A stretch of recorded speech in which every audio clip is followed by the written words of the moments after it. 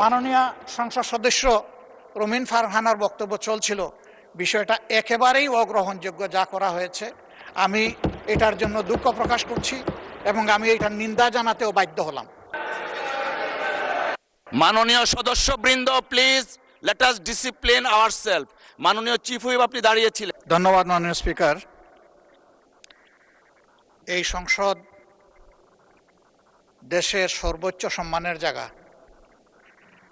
যারা এখানে নির্বাচিত হয়ে এসেছেন, দেশের জনগণের সমর্থন, ভোট, ভালোবাসা, শ্রদ্ধা নিয়ে এসেছেন।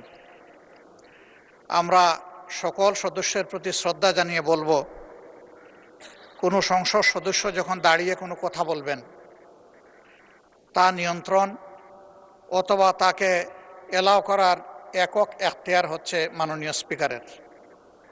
সেই জায়গায় আজকে লক্ষ্য করলাম